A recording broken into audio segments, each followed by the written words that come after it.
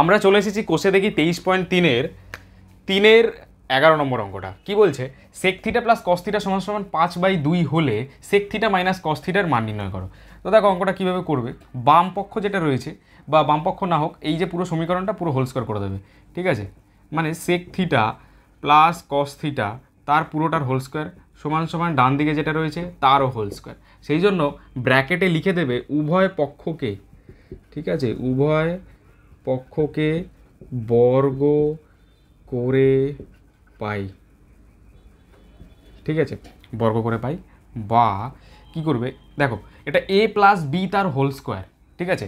তো a plus b তার whole square এর আমরা দুটো ফর্মুলা জানি, একটা হচ্ছিল তোমার a square plus 2ab plus b square যেটা সচরাচর সবাই জানো, আর একটা কি আর একটা মাইনাস দিয়ে ফর্মুলা হয় যেটা হচ্ছিল a মাইনাস বি তার হোল স্কোয়ার প্লাস 4ab, বোঝা যাচ্ছে এইটা ফর্মুলা। তো এই ফর্মুলাটা আমরা এখানে ইউজ করব। তো এই ফর্মুলাটা যদি আমরা ইউজ করি এখানে a হিসেবে sec থিটা এবং b হিসেবে cos থিটা, তাহলে কি লিখব a মাইনাস বি মানে cos থিটা তার কি হোল স্কোয়ার প্লাস 4ab, ঠিক আছে। তো প্লাস 4ab দাঁড়াও একটু মুছে করে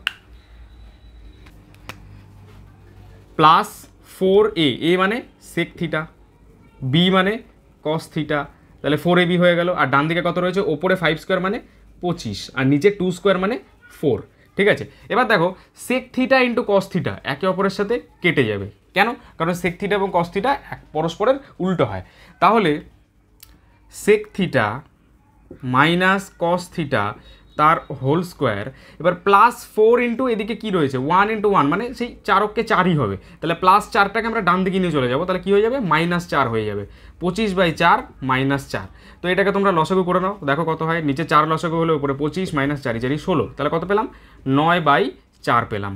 বা তাহলে sec theta minus cos theta তার হোল স্কোয়ার সমান সমান 9/4 পেলাম, তাহলে sec theta minus cos theta সমান সমান কত হবে, √9/4 হবে।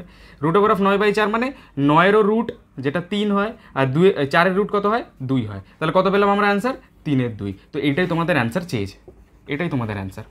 আশা করি এই পর্যন্ত তোমরা সব কিছু বুঝতে পেরেছো, যদি না বুঝে থাকো কমেন্ট সেকশানে জানাও।